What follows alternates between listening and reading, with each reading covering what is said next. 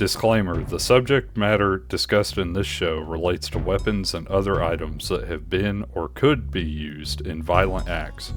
The discussion of these items is intended only for education and entertainment. We do not condone or support violent or improper use of any topics discussed in this show. Welcome to episode 3 of Wicked Weapons. Today is a very special episode, not only because it's our Halloween special, but also because we are joined today by my lovely and totally not forced to be here against her will wife. Lindsay, do you want to kind of introduce yourself? Sure. Hello, I'm Lindsay, and this is the first podcast I've ever been on, and I know nothing about weapons, so I'll do my best to contribute some commentary, but the bar's really low. Well, I think today's topic is weird enough that you'll have at least something to say.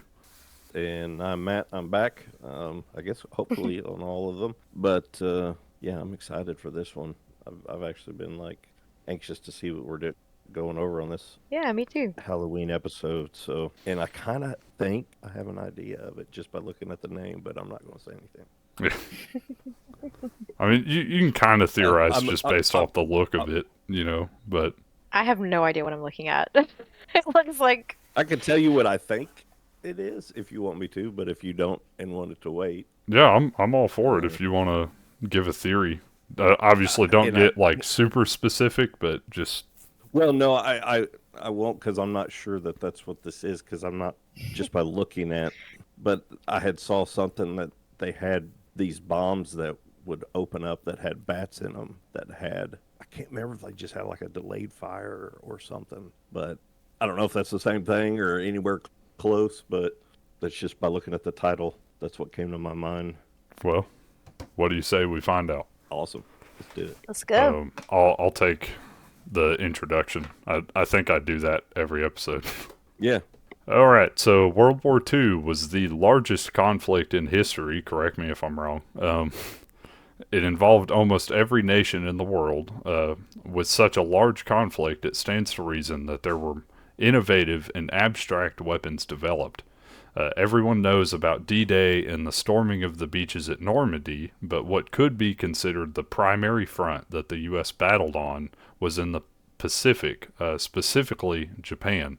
Man, try saying that 3 times fast. Pacific right. specifically. um, hmm in the latter part of the war, with Germany's strength waning, the U.S. was searching for ways to bring the conflict to an end swiftly. Everyone knows what happened, the dropping of the atomic bombs on Hiroshima and Nagasaki. But what is lesser known is that in a different world, or hypothetically a different timeline, a different weapon could have been used in its stead, one that fictional billionaire Bruce Wayne would have been proud of: the Bat Bomb. The bat bomb. I had fun with that one, if you couldn't tell. Yeah. And it's literal. I didn't know if this is going to be take the title of Sliver. the weapon literally. Yeah. Right. Uh, Cool. Lindsay, since you're my pregnant wife, would you like to take conception? Sure. It's appropriate, isn't it? You, Before we begin dissecting this wartime monstrosity, we need to talk about the man behind the concept.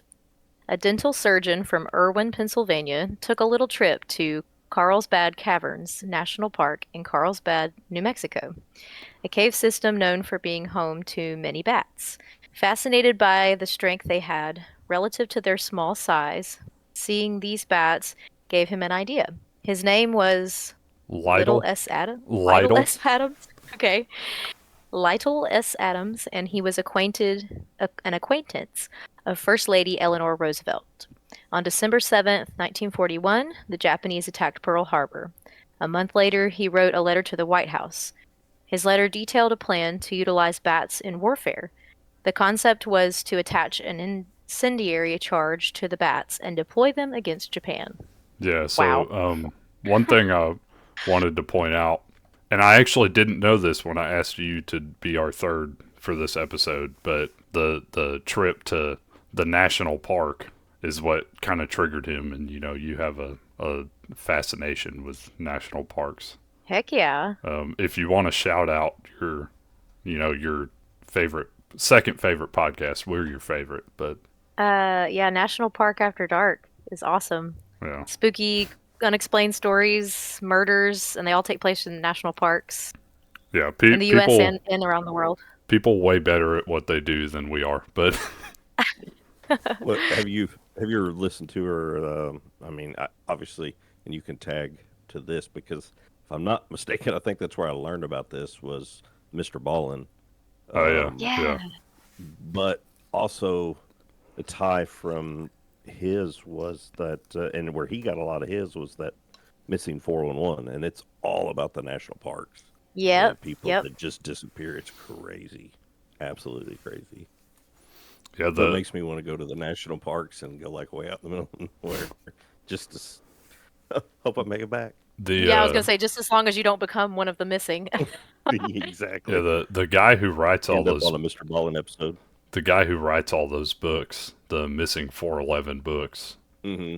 he's had like a history of getting into run-ins with the National Park Service. Oh, absolutely. Oh no, Absolutely. it's a cover-up. It's a conspiracy.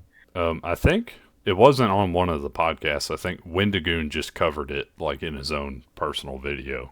Or no, he teamed up with some other guy. I don't know. Whatever. Um, he's covered it too. So yeah, national parks are weird.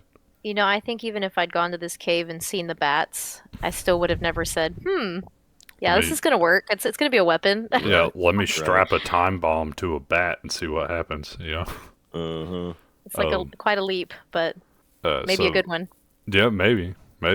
We'll see what President Roosevelt decided about it. Matt, do you want to start at Japanese architecture? Yeah, the Japanese. Yep. Japanese architecture at the time was still predominantly made of wood and paper, and little knew that the bats, or was that Lytle? Lytle. knew that the I'm going bats- with Lytle because if we say Lytle? little, it'll be too confusing. I Alright, think. alright. I don't know. Lytle knew that the bats roosted before dawn. The idea was essentially to deploy bats in large quantities with timed incendiary charges after dark so they would roost and set fire to a large number of Japanese structures. In his letter, Lytle claimed that bats were the lowest form of life and that it was a mystery why they were created until now. He went on to state that bats were created, quote, by God to await his hour to play their part in the scheme of free human existence and to frustrate any attempt of those who dare desecrate our way of life, end quote. Well, he really had a low I- view of bats before he had this I was gonna idea. say, I love Yeah. bats. They're all about your bugs and eating all your everything. Well, Yeah, it's I thought I kind was of thinking just the insect thing. it's kind of funny to me because he's like literally saying there's no reason for them to exist. I don't know why God made them, and then Pearl Harbor happens, and he's like, God made bats so that we could fight the Yeah. Japanese. Great White Guano. Name that movie. Man, I feel like Incredesque wings. That's a quote. Great white guano. Okay. Uh-huh. you're gonna have to name it for me, Matt. I'm too tired. Great white bats. Great Ace Ventura 2. Oh, I'm sad I didn't know that. See, I've only seen the first Ace Ventura like once, and then Ace Oh, Ventura man. 2 I tried Oh, to man. watch, and I think the disc was like scratched up or something. We got to fix that soon. We do. Yeah, we, that was we should. one of the best. That was weed. Yeah, I have to have it. I know I do.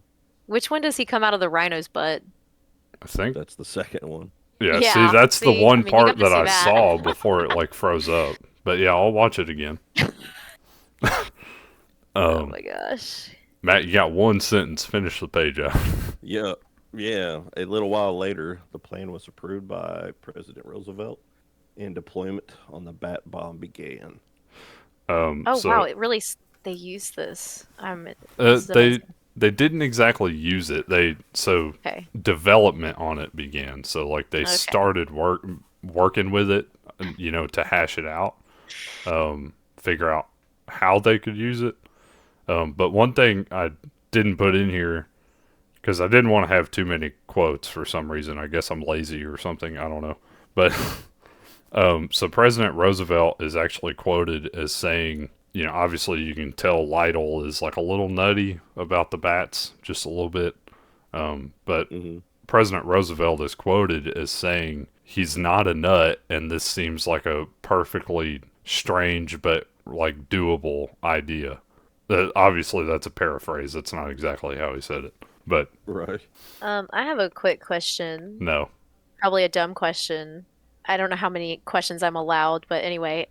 Like Can someone 16. define incendiary? Like I've heard that before, but I don't. Does that mean just You delayed? probably heard it on our first episode. Incendiary is just it catches on fire. It's Yeah, just it's Okay. flammable. it just Okay. burns. It doesn't necessarily have to be an explosion. It's Fun fact: the charges were actually Sparks. Greek fire. That's what they put on the bats. Throwback. yeah, exactly. Yeah, right. They had an old urine reservoir in the testing lab. And it I don't might know get if- into this. I'm just like the guys that dropped the bombs. I'd be so worried. Like, did a bat get out somewhere in the middle of this? And when that goes off, we've got one up in the top of this plane somewhere. Yeah. Yeah. I mean, I Yeah. just- be prepared. Or the Well, wind just blows, think, like- and all of a sudden the bats are flying back home or something. Man, like bats have rabies and crap. Like they, That's what I was gonna say next. Is that they Mhm. carry their guano has tons of diseases in it, so it'd be kind of a double whammy. Oh yeah.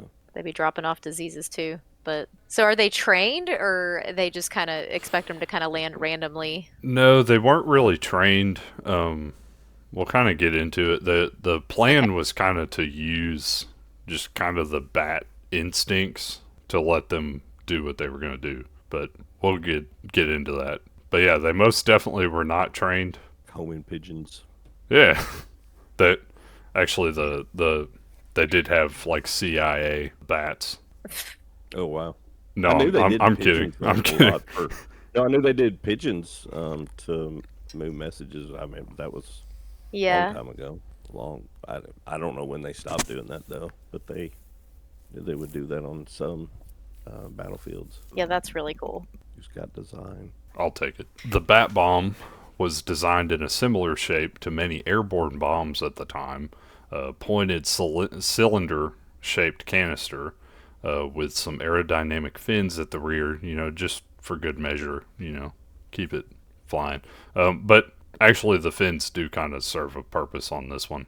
However, instead of an explosive charge inside of the canister, there would be up to 1,000 Mexican free-tailed bats affixed with a small timed incendiary bomb. The canister would be dropped from a plane and would deploy a parachute mid-flight, while also opening and releasing the bats. Lindsay, why can't I speak like a normal human being? While also opening and releasing the bats, which would spread out over a 20 to 40 mile radius. The bats would roost in attics and hard-to-reach places, setting fires that wouldn't be discovered quickly or would be inaccessible to extinguish. So I was actually really shocked when I was reading about this that it could hold 1,000 of these bats. I think the actual number is like 1,040 was like max capacity. No kidding. Did you say how big the canister was? I do later. Okay. Okay. But the bats themselves aren't very big. Like I saw one picture where a guy is like holding the bat and it's like maybe the size of like 3 of his fingers. Like it's like a 2 or 3 inch bat. I mean, it's pretty small. Still, 1,000 of them is impressive. Well, they were pretty crammed in there too, I would imagine. Lizzie, do you think they're cute? I was resisting the urge this whole time to interrupt you and say, "Oh my gosh, it's really cute." The instant I scrolled down, I was like, "Oh, It kind of looks What? like our dog, just a little bit, like the face. the ears, not so much the long bony leg things, but I bet it would Yeah. also eat me if I was dead. it might." Yeah, just like Gypsy would. Okay, now I have blood. another question. Like, that might be stupid, and I might have just already forgot something, but like, are the bats on fire, or they just have like something attached to them that sets on fire? We'll But they're get gonna to it. catch on Have a- fire, right? We'll get to it. Probably. Okay, Or well, that's it like so falls off, I don't inhumane, know. man. Yeah, but he thinks they're the lowest form on Earth. Apparently. Yeah, Yeah, he's- he's like, He's sitting there like they deserve it. all They're excited. Yeah. this was our form of Not only- kamikazes. Not only am I trying to burn down a city, but I get to kill 1,040 bats. While I'm at it. Yeah. Mhm. Man, that's messed up. I'll take this last little paragraph before development as well. So the canister was a sheet metal tube, 1.5 meters or 5 feet in length. Inside the tube were 26 circular trays, 76 centimeters or 30 inches in diameter. A fully loaded bat bomb could hold 1,040 bats.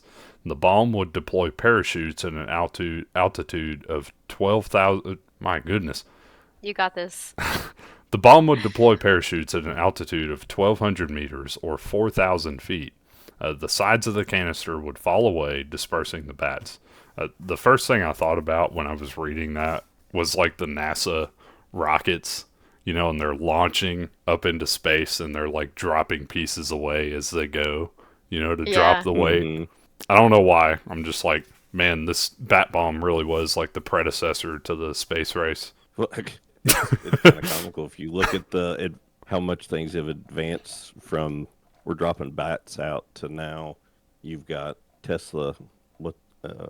What's his name? Why can I never think of his name? Elon Musk. Kind of Elon. sounds Yeah. like what you would name your bat, Yeah, yeah. But we've got from dropping bats out of planes to actually catching the rocket between basically giant chopsticks as they put on there. Oh, wow. The other day, they did that the other day. It was pretty impressive, pretty cool. Dude, that's weird. Yeah. Giant chopsticks. I still Basically, can't. it landed back down right by the platform that I assume it launched from. But like it came down and corrected itself, and these two arms closed in together and Wow. grabbed it when it came down. The rocket had like kind of like splayed out hooks to kind of catch the weight going down, but it still was just like clamped. It's really cool. But like I said, just the difference in really not that long a time to Yeah, I mean, I thought about when I was reading about this, the bubonic plague, and how they say that a big part of that spreading was from them firing rats like into cities that they were sieging, and they would like fire hordes of rats and like dead bodies on catapults, and I'm like, man, this bat bomb really isn't that different, but we're talking about 400 or 500 years later of warfare, and we're still doing that stuff. Well, the collateral damage from this had to be just insane because I mean, there's no control to it. Yeah, You've yeah. let them out. The bats are going to go everywhere, and I mean, it They're- would have been insane. They never actually used it. oh, okay, Never actually used it in war. They did tests with it. We're gonna get to that, but all right, yeah. I mean, that was kind of the goal, though. Because towards the end of World War II, that was the goal. Because it was determined, that like the Japanese weren't gonna surrender. Because it was kind of against their code of conduct. They were like, surrendering is the lowest thing that we could stoop to. We're not going to do it. So the U.S. was looking at like, okay, how do we like straight like have just this display of power that's going to force them to surrender because they're going to realize, oh man, they're way more military might than we've got, Right. which obviously we know where that. nukes didn't do it. Well, the nukes did do This was it, but- before. Yeah, Right. yeah, this was before the nukes. Before the That's nukes, what I'm yeah. wondering is like the leap between a bat bomb and a nuclear bomb. Like, Nuclear Whoa. bomb, yeah. Yeah, so bats the didn't work, so let's just destroy their whole city, the important thing to note is he came up with this idea a month after Pearl Harbor, and Pearl Harbor marks the start of U.S. Start of US, involvement in World War II. Right. Well, direct U.S. involvement, but right. so him sending that letter and Roosevelt like approving development on it, you'll actually see later most of the testing happened in 1943. So it was it was kind of being developed right along the same time as the nuclear bomb. Okay. One Same time. other historical note while I'm on the history train here. So the use of Mexican free-tailed bats I thought was interesting, specifically because and they didn't use them for this reason, but at first I kind of thought maybe they did. One of the like points of kind of tension for the US was that the Nazis were sending correspondence to Mexico, and we intercepted some of that. The Nazis were trying to get Mexico to side with them against the US because the Nazis feared US involvement, and the Japanese feared it too, which is why they attacked us, which, got us involved. I still don't fully understand the logic behind that one. Isn't that where a lot of people say that Hitler, the conspiracies of him getting out and not actually dying, and then he like went to Mexico or something like that? Yeah, a Could be lot of the totally wrong. conspiracies say that, or that he went like to the Okay. Caribbean or something. There's also, Okay. I couldn't remember. I know there's tons of different stories on it. yeah, there's a whole bunch. There's also a conspiracy that the Red Thread podcast, man, we're just name dropping all the podcasts today. Hey, there we go. Hey, you can tag them on there. Yeah. The Red Thread podcast, they covered Antarctic conspiracies. And one of the conspiracy theories is I that love those. Hitler and some of the top SS escaped to like a bunker in Antarctica. How old would he Wow. be now? Hitler, he'd be dead now. I mean, there's no way. Okay. Well then. He was 40 in in the 1940s, so like Okay. he'd be 120 now. Well, maybe he's in a freezer with Walt Disney. I don't know. And Elvis, obviously. And Of course. Bigfoot, they're all in there together. Bigfoot. Is it my turn? Yeah, go ahead before I keep name dropping people and get us into some kind of litigation. Okay. So the development of the Bat Bomb was given to the United States Army Air Force. The lead team working on development was put together by Lytle S. Adams. The team included Jack von Blocher, a mammologist, Jack Coffer, von Blocher's assistant, Orzo Wiswell, and I'm not making these names up, a scientist. Do you think he whizzed well? Well, I'm just one would curious. hope. Jeez. One would hope he does Going his back name on the- justice. On the urine There's gonna be train. urine associated in every. Hey, Always bring it back to the P. like I said, the Greek fire was what they put on these bats, so they had to have somebody Everywhere. with some good pee. That's right. Mhm. So we got a mammologist, an assistant of a mammologist, and a scientist. There were. Oh, go ahead. I'm sorry, baby. There were more than just that. I just didn't include them because they weren't named in what I was reading. But he had like an ex gangster, or like mobster. He had like an ex hotel manager. He just scrapped together like whoever he could find. It seemed like. And keep in mind, the team working on this was put together by Lytle S. Adams, the guy who got the idea. Right. As far as I know, before this point, he didn't have any association with the United States military. One quick question for Matt before we move on. I was going to ask, do you know, everything I was reading was saying United States Army Air Force. Was that one thing during World War II? Like, did they eventually break it off into the U.S. Army and the U.S. Air Force? I believe so, but can't quote me on that one. Or are they just referring to the Air Force as the Army Air Force? I don't know. Well, yeah, I really don't know because I know there was a lot of changing back then.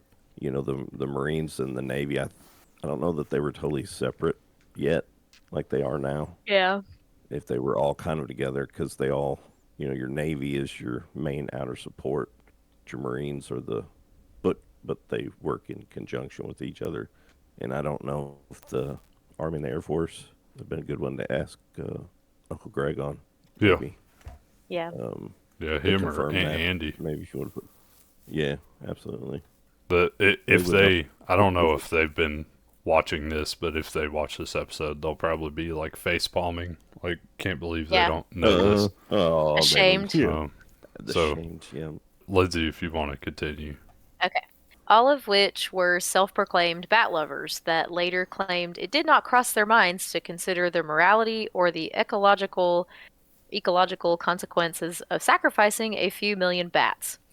Several questions had to be answered for the project to be successful, such as what incendiary to use, what species of bat to use, as well as how to transport them. So yeah, I thought that was really funny that all of them were like, "Oh yeah, we're bat lovers," and then they're like, when questioned about it later, they're like, "Oh, we didn't really think about the fact that we were sacrificing millions of bats." It kind of makes me think of the allegations against PETA, the people for the ethical treatment of animals. Allegedly, PETA takes all these animals in and kills them, that does not treat them ethically. Allegedly, we need to Hmm. start. We need to start using the YouTuber tactic of throwing allegedly around like every statement you make. Um, Right. Allegedly. And also, don't they say not sponsored anytime they mention a brand? Mm-hmm. if they just mention the brand, but if they actually do like an ad for it in their video, then And they are you know, sponsored. yeah, they Yeah. they have to mention that it's a sponsor. Matt, do Okay. you want to Yeah. take the last paragraph on this page, and then I'll take the next page? Good to me. It was decided to use Mexican free-tailed bats kept in hibernation. To accomplish this, they had to be kept in cool ice cube trays. Originally, it was planned that the bats would be carrying white phosphorus. This changed, however, when American chemist Louis Pfizer joined the project. Louis Pfizer was an inventor. Oh, was the inventor of napalm. Didn't know that.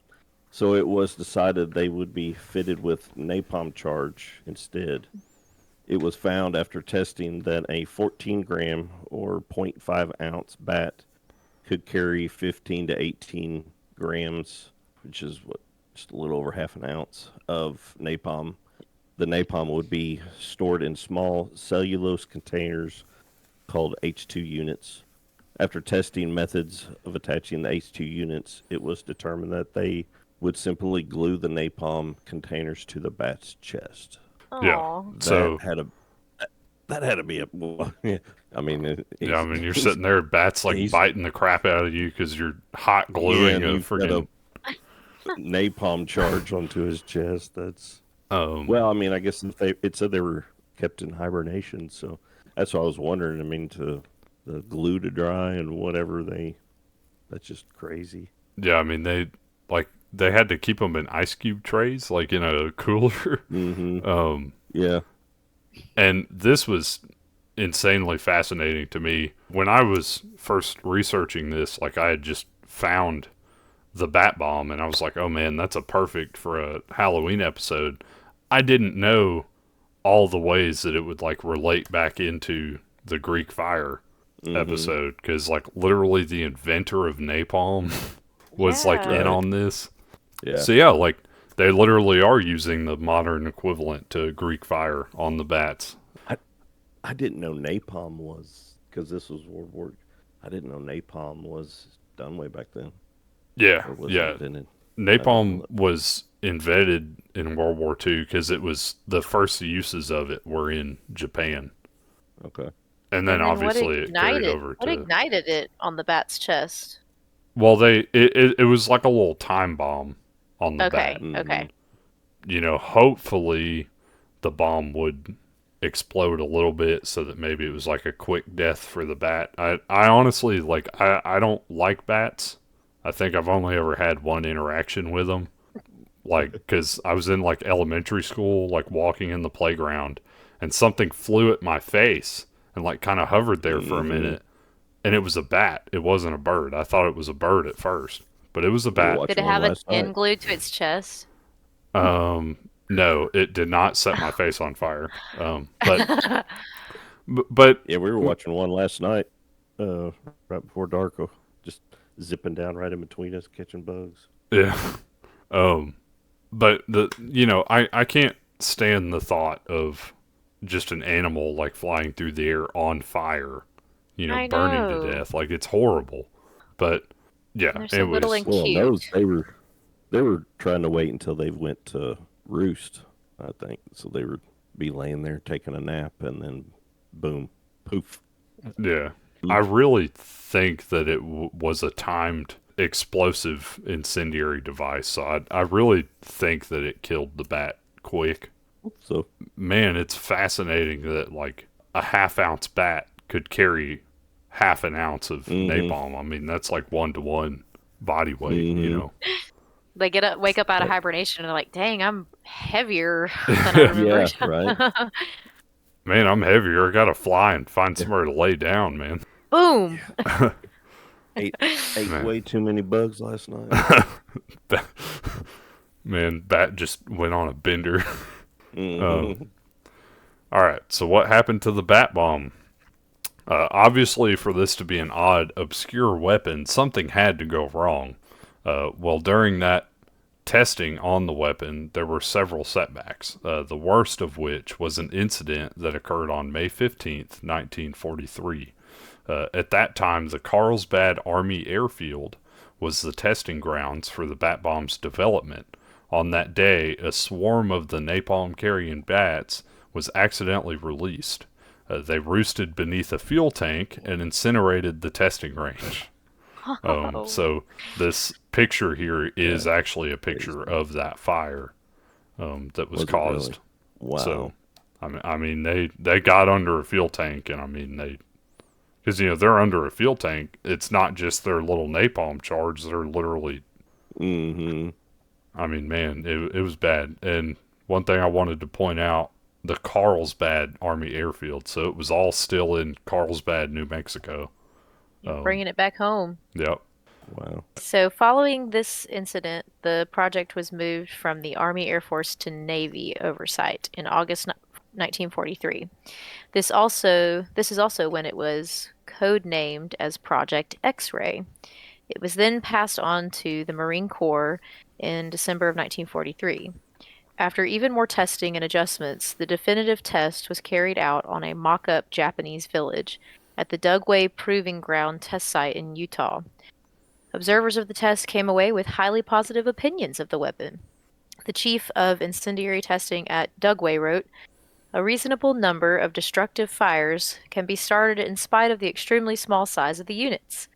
The main advantage of the units would seem to be their placement within the enemy structures without the knowledge of the householder or fire watchers, thus allowing the fire to establish itself before being discovered."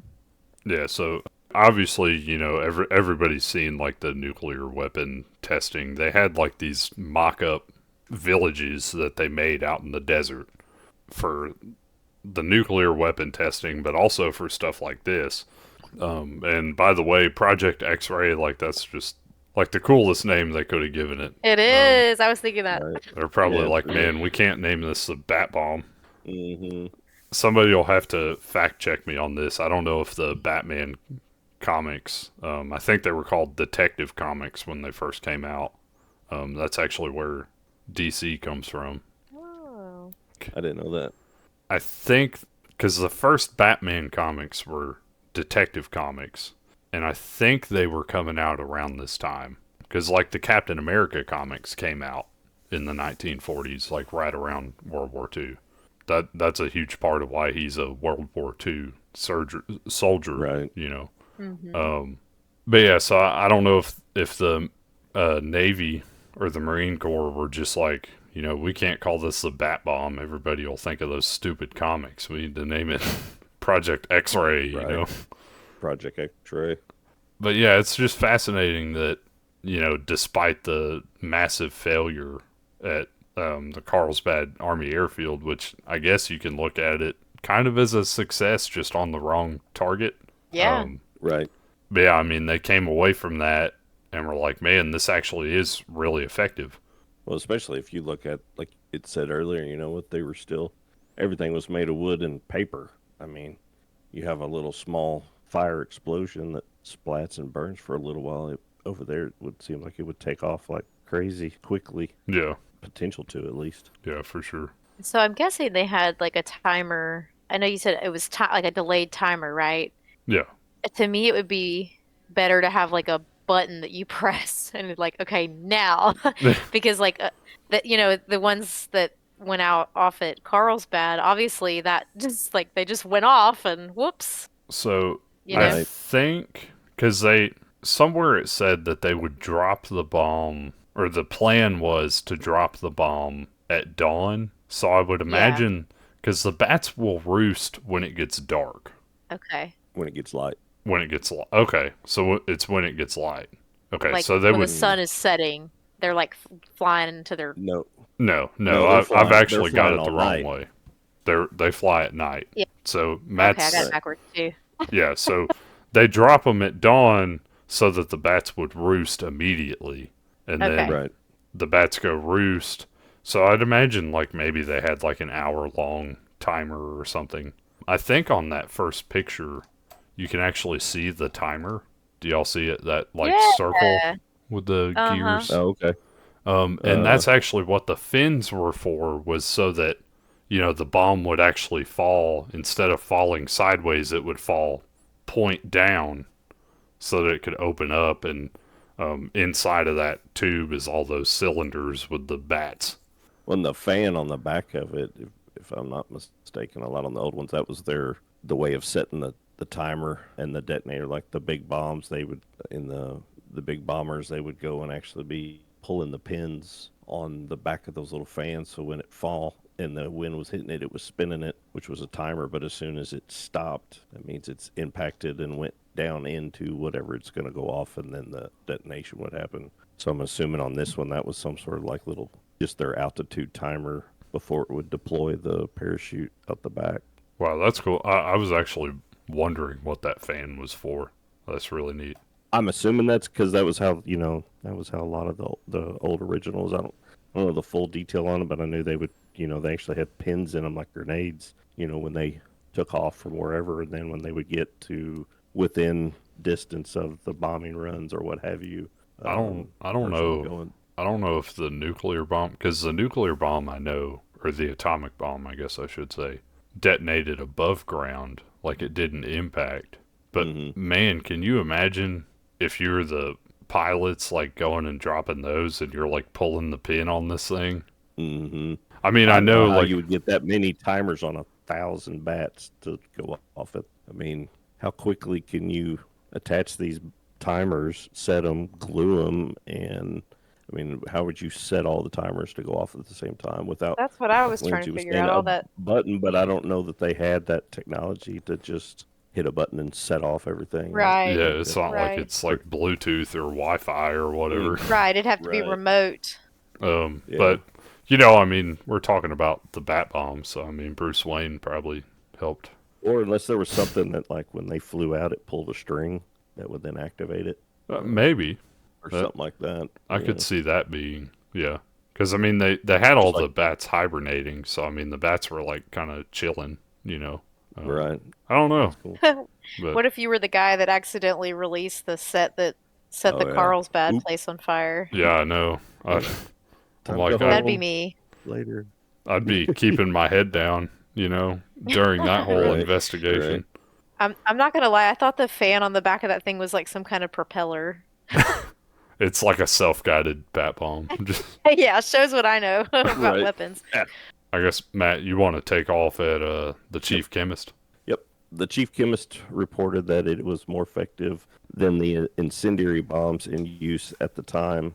Quote, expressed in another way, the regular bombs would give probably 167 to 400 fires per bomb load, where X-ray would give 3,625 to 4,748 fires. End quote. Yeah, so That's that crazy. quote That's a is lot. not actually like verified. It's just something I saw like claimed that he said. Gotcha. Gotcha. But Okay. yeah, still, I mean, it's really fascinating that he, the guy stationed at the Dugway Proving Grounds, and he's like seeing all this stuff get tested, and he's like, yeah, this would be way more effective than what we're using.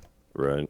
Well, if you think Right. there's 1,000 bats, over 1,000 bats in just one of the bombs, Yeah, you could get to that pretty quick. If it like each little Oh, bat yeah. starts one fire. Mm-hmm. That's just crazy. All right. So there were more tests planned for mid-1944, but the project was shut down by the Admiral Ernest J. King in a favor of the swifter end to the war that the atomic bomb offered.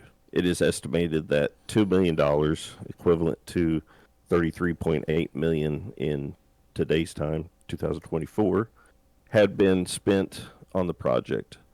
Little S. Adams maintained that his brainchild, the bat bombs, would have been just as effective as the atomic bombs at ending the war, but without the same devastating effects. Quote, think of thousands of fires breaking out simultaneously over a circle of 40 miles in diameter for every bomb dropped. Japan would have been devastated, yet the small loss of American lives, end quote. So one thing, I said earlier that I couldn't stand the thought of, animals burning to death.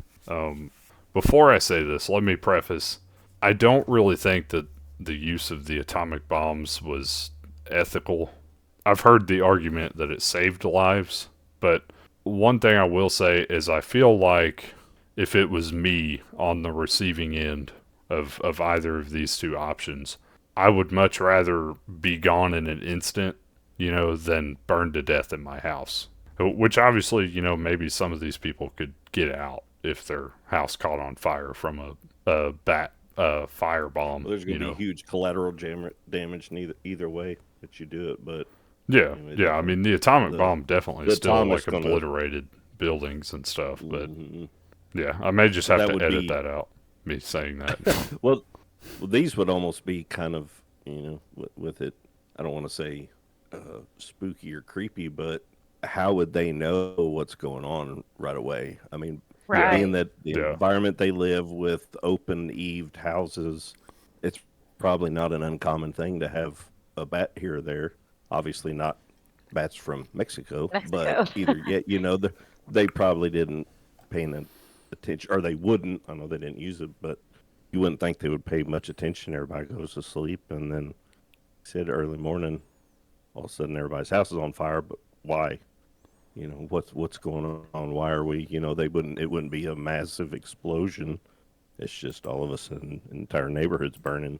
But right, they might not have even known it was warfare at first. They might have thought it was some kind of other issue. Yeah, they might have thought nobody claiming it. I don't know enough about Japanese religious beliefs or like mythology or whatever, but they might have thought it was like the wrath of the gods. Oh, absolutely.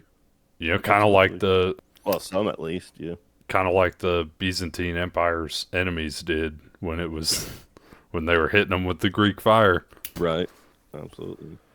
I'm going to hit the conclusion real quick, and then so we can finish it up. Okay. So history is full of strange curiosities. The Bat Bomb or Project X-Ray was certainly one of them. And while we could spend an inordinate amount of time debating the ethical ramifications of sending animals to die in our wars, or how the world would be different had we used this as an alternative to the atomic bomb, there are a few things I think we can all agree on. The Bat Bomb was weird. It would probably be in Batman's arsenal, and it was most certainly wicked. I agree. Jazz snaps. Nice. Yes. Okay. I take that to mean that this episode is Lindsay approved. So. Oh yeah. Lindsay approved. This is awesome. Yeah. So sacrificing millions of bats is Lindsay approved. I mean, that's not awesome, but it's just fascinating that a human thought of this, and then a bunch of humans were like, "Hey, let's do it." And yeah. Well, let's give it a go. Yeah, it's crazy. Yeah. It's really weird. All right. So if you're listening, thank you for listening, and we will see you next time. Bye. Bye.